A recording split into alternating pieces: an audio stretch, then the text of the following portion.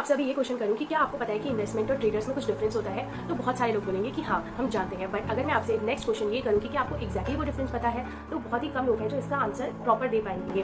कुछ दिन पहले ऐसा ही कुछ कंफ्यूजन क्वेश्चन मेरे माइंड में भी आया था, और अगर आप मार्केट में डील करने की सोच रहे हैं तो इन दोनों के बीच का डिफरेंस आपको पता होना बहुत जरूरी है।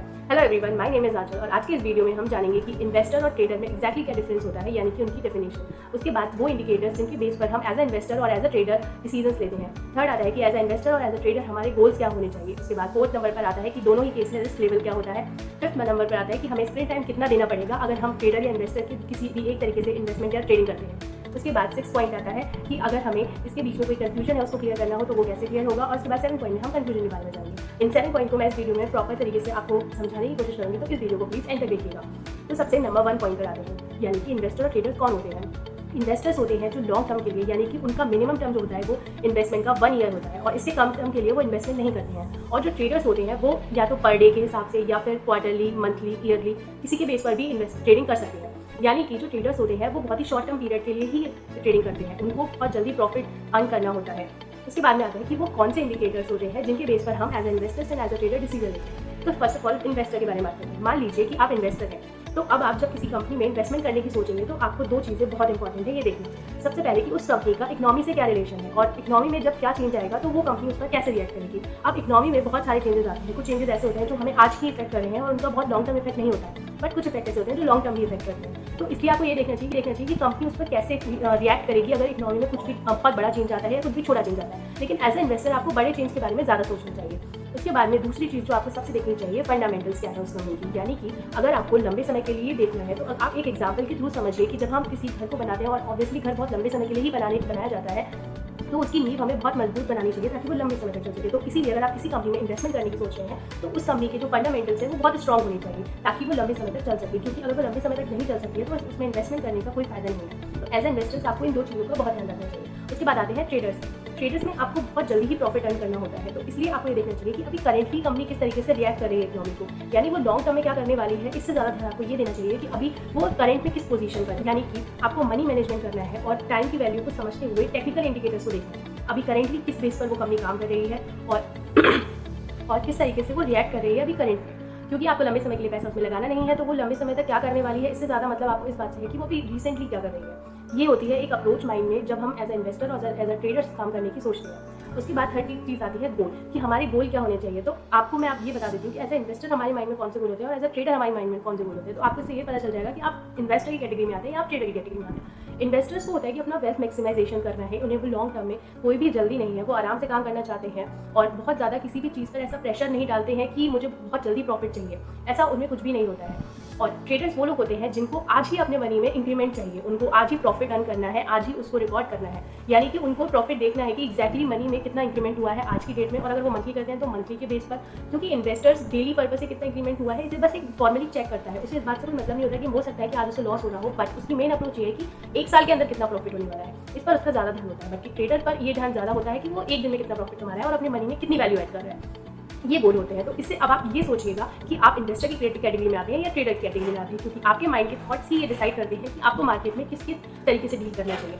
उसके बाद आता है रिस्क लेवल ट्रेडर के केस में ऑब्वियसली ज़्यादा होता है, क्योंकि वो जो चाहता है पर डे के हिसाब से, पर मंथ के हिसाब से, पर क्वार्टरली के हिसाब से प्रॉफिट देखता है। और लेकिन जो इन्वेस्टर्स होते हैं उसमें रिस्क कंपैरेटिवली कम होता है। अगर हम ट्रेडिंग से कंपेयर करें तो इन्वेस्टमेंट में जो रिस्क होता है वो कम होता है, क्योंकि जब आप लॉन्ग टर्म के लिए इन्वेस्ट कर रहे हो तो ये अजम्पशन हम लेकर चलते हैं कि कंपनी बहुत अच्छा अर्न करने वाली है इन फ्यूचर। हो सकता है कि वो अभी अच्छे से काम ना कर रही हो या फिर किसी भी मिड के टर्म में वो थोड़ा लो चली जाए, बट ऐसा नहीं है, हमें उससे मतलब थोड़ा कम होता है, क्योंकि वो लॉन्ग टर्म में फाइनल डिसीजन जो उसका होगा वो अच्छा ही निकलेगा और फाइनल जो आउटकम आएगा वो अच्छा ही आएगा।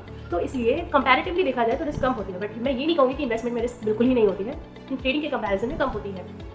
अब आते हैं अपने 5th पॉइंट पर, स्क्रीन टाइम। यानी कि अगर आप ट्रेडर के बेस पर देखेंगे तो ऑब्वियसली आपको स्क्रीन टाइम ज़्यादा देखना पड़ेगा। स्क्रीन टाइम का मतलब है कि आपको कंप्यूटर और फोन को कितनी देर कंटिन्यूस देखना पड़ेगा। जब आप ट्रेडिंग करेंगे तो ऑब्वियसली जब आप सुबह किसी शेयर को बाय करेंगे और आपको क्योंकि डे एंड में उसे सेल करके प्रॉफिट भी अर्न करना है, तो आपको कंटिन्यूसली देखना पड़ेगा कि किस टाइम पर बेस्ट है इसको सेल करना, जिससे मैं अपना प्रॉफिट बुक कर सकूँ जल्दी से जल्दी। तो और इन्वेस्टमेंट के केस में आपको स्क्रीन टाइम इतना नहीं देना होता है, क्योंकि जब आपने एक बार अपनी रिसर्च कर ली है और आप श्योर हो गए कि आपको इस कंपनी में इन्वेस्टमेंट करना है, आपने अपना इन्वेस्टमेंट कर दिया, तो आप बस बीच में उसे चेक कर सकते हैं कि हाँ कंपनी की पोजीशन क्या चल रही है, कंपनी किस तरफ चल रही है। बट आपको ऐसा कुछ नहीं कि बहुत ज़्यादा ही आपको डेली चेक करने की जरूरत है, क्योंकि आपको इन्वेस्टमेंट आपका 1 साल का है, एट द एंड ही आप देखेंगे कि आपके इन्वेस्टमेंट का क्या आउटकम निकला है।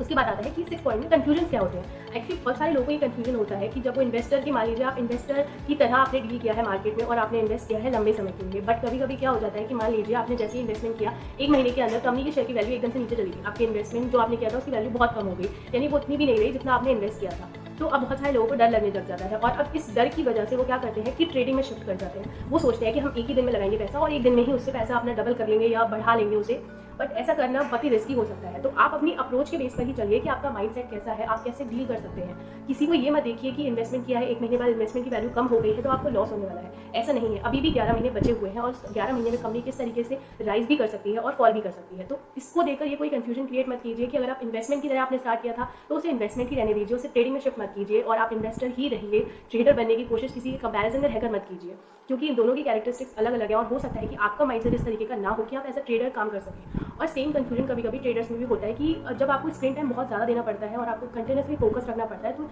ये इससे एक चीज़ जनरेट होती है जिसे इरिटेशन कहते हैं। फ्रस्ट्रेशन, इरिटेशन जब इंसान को होती है तो फिर वो ये सोचता है कि अब ठीक है, मैं बार बार नहीं देख सकता इसको और हर समय नजर नहीं रख सकता, तो इसलिए मेरे लिए यही बेस्ट है कि मैं लॉन्ग टर्म के लिए इन्वेस्टमेंट करूँ। तो डिसीजन आपका ही है, बट कोई कंफ्यूजन क्रिएट करके और जो इंस्टेंट रिजल्ट आ रहे हैं उनके बेस पर आप ये शिफ्ट मत कीजिए कि आज आपने ट्रेडर की तरह स्टार्ट किया था तो आप इन्वेस्टमेंट की तरह सोचने लगे और फिर आपने इन्वेस्टर की तरह स्टार्ट किया था तो आप ट्रेडर की तरह सोचने लगे। क्योंकि फर्स्ट जब आप डिसाइड करें इस चीज़ को तो उसी दिन अपने माइंड सेट के हिसाब से डिसीजन लें, बाद में किसी में भी दूसरे में शिफ्ट करने की कोशिश ना करें खुद को। उसके बाद आता है लास्ट पॉइंट, यानी कि 7 पॉइंट में मैं सिर्फ कंक्लूड करूँगी कि इन दोनों के बीच में बहुत ही बड़ा डिफरेंस होता है और आप किसी से कंपैरिजन करके खुद को डिसाइड नहीं कर सकते कि हाँ उससे आपकी कैरेक्टरिस्टिक मिलती है तो आप इन्वेस्टर्स हैं या किसी और से आपकी कैरेक्टरिस्टिक मिलती है तो आप ट्रेडर हैं। आप अपनी कैरेक्टरिस्टिक्स और माइंडसेट के बेस पर डिसाइड कीजिए कि आप कितना हार्ड वर्क करना चाहते हैं और आपका गोल क्या है, आप क्या चाहते हैं अपनी वेल्थ में, लॉन्ग टर्म में मैक्सिमाइजेशन करना चाहते हैं या आप शॉर्ट टर्म में मैक्सिमाइजेशन करना चाहते हैं, कितना रिस्क आप ले सकते हैं। सबका रिस्क का लेवल अलग अलग होता है, किसी के लिए 1 लाख रुपये बहुत कम होता है, किसी के लिए 1 लाख रुपये बहुत बड़ी रकम होती है। तो इसीलिए किसी को भी देखकर ऐसा ना डिसीजन ले, सिर्फ अपने बेस पर डिसाइड करें कि आप एज अ इन्वेस्टर मार्केट में डील करना चाहते हैं या एज अ ट्रेडर। अगर आपको ये वीडियो अच्छा लगा हो तो इसे लाइक करें और इसे शेयर भी करें, और अगर आप फ्यूचर में ऐसी और वीडियो देखना चाहते हैं तो मेरे चैनल को सब्सक्राइब करना ना भूलें। और आप मुझे इंस्टाग्राम पर भी फॉलो कर सकते हैं जहाँ पर मैं इसके बारे में अपडेट्स दूँगी। हाँ, मैं अभी कुछ दिन से रेगुलर नहीं थी, बट मैं अब रेगुलर भी रहने की कोशिश करूँगी, तो please follow there. Thank you.